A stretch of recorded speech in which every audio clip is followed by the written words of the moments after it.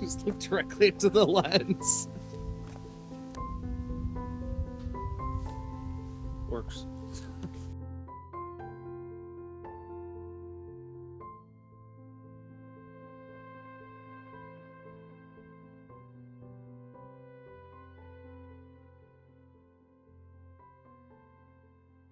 Should I just let it curl like this?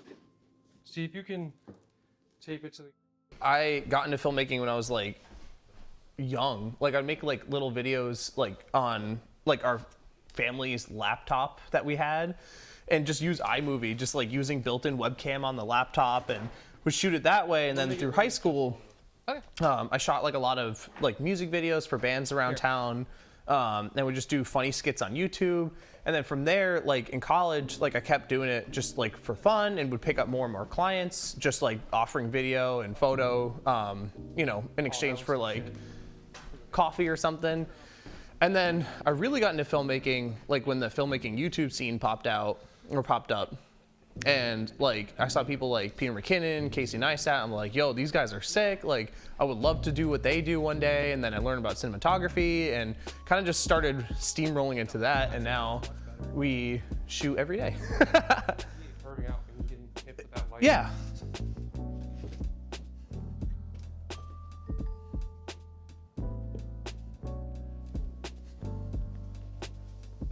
This stuff's honestly super hard, like difficult, like the product stuff. I picked up a camera probably 7-8 years ago and been doing it professional like pretty much ever since. Like 6 months after picking up a camera. What's your settings, Tom? I'm trying to figure out. 12,800, 56,000 Kelvin. It's still wiggling? Yeah, I can see it on the tight. No. That. All right, good. Yeah. Cool. All right. If you go like up to the bolt. Like that? Yeah, like right there. What is that? Come forward. This one's like the coolest one with the stripes. For product, you kind of want you don't want a lot of character for product stuff. You just want it to be like sharp and just clean clinical shots. Plus, I mean, not that we really need autofocus, but it does help sometimes. Like when I was younger, I would like draw like for fun. Speed. And then, when was it? I want to see your drawings. Like I didn't give a shit about filming or anything. Actually, when I was in high school, I was skateboarding. I thought it'd be cool to be like a photographer for skateboarding. Because I'm like, I'm not good enough to be a pro, but if I can be involved somehow, that'd be too. New take. That was like the only time I ever thought about it. I never really took photo or video other than just for fun. Like before social media, like we would like do stupid videos of like not even an iPhone, whatever we had before that, like a Razor or something. But what was it? It was like 2016, 2017. Me and my friend were like at the gym. And we were just playing around with the new iPhones, like slow-mo feature or something. And we were just like, he would like do a rep, and I would like throw and flip the phone in the air and like spin in slow-mo. We thought that was so like cool. And then I financed like an A5100 Sony with a stock lens, and I thought it was like the most amazing camera ever. I'm like, look, it's like better than real life. And then financed like the first drone, was like the Mavic Pro, like 1. And it was just fun. And then one day I was dropping off my girlfriend at work, and I was like, I bet I can make money doing this. And this is like before it was like super popular. I didn't even know you could like shoot commercials. I was more so thinking like real estate, like getting the drone up and shooting houses. And that's how it started for me, and I just like got obsessed and then quit my job like 6 months later. And then I'll do a new take. And then here we are. I just got obsessed with getting good and spent all my money on gear.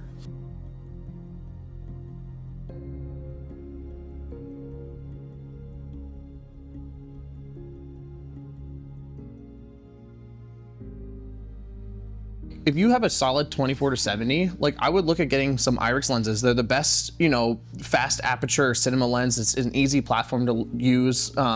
the look of them is super neutral to like a little bit of character, but like it's a great platform to start on. Like you can add a lot of color and craziness in post. I think the focal range that they decided to go with is super fun and it's different than everybody else's. So it's a great way to kind of stand out while also not committing to a look, which could, you know, inhibit you, or the look could hold you back for certain projects. Like something like this where we want a clean and clinical look, we wouldn't necessarily use a lens with a lot of character. These Irix lenses don't have a lot of character, but it can if you want to. It takes so long to just accumulate all this gear because everything's expensive. Just having everything is half the battle. Then you have to like be good at filming and producing a good image. Then you have to be good at like story. Then you have to be good at business. Like it's just like how do I even get the clients? Half the questions I get are, how do I make this image look good like yours? Or how do I even get clients? So it's like half filmmaking, half just business questions. It's honestly challenging to get into and like do, but if you like it, then it doesn't really feel like work. And then I feel like a whole other battle is the imposter syndrome with this industry, because there's so many talented people out there and you're like, oh shit, I'll never be as good as Cam Mackey, I'll never be as good as like Dana Givitz. One of the dark parts is questioning your own self-worth, because you see other people online and they're so talented, and you see people that you're like, man, I wish I could shoot like that, I wish I could edit like that, and then you start going like, is this really something that I want to do with my life? Because it is a 7-day work week. It is living it all the time. Like you always have to be thinking about the next thing and, you know, being creative all the time, talking to people. It's like a full-time commitment all the time. There's no days off. So being in it, being immersed in it all the time, questioning, oh my God, am I even good enough for this? Looking at my image, comparing to other people's images and being like, well, my image isn't that good. You know, that's a really hard part. And it's something that I struggle with a lot even now. And then the second part of it for me, again, not including financials at all, is just not having the time to be with family and friends, because a lot of the time you get sent out for shoots, like it's just random. You know, I'm out some days 10, 15, 18 hours a day. Some days I'm home all day. You never really know, and you don't really get to pick. So like I've missed like my wife's birthday party a couple times. Like I miss like, you know, births of nieces and nephews, and there's a lot of like life moments that you miss because you have to go somewhere or fly somewhere or shoot something, and it's not just a 9 to 5 where you know where your schedule's gonna lie.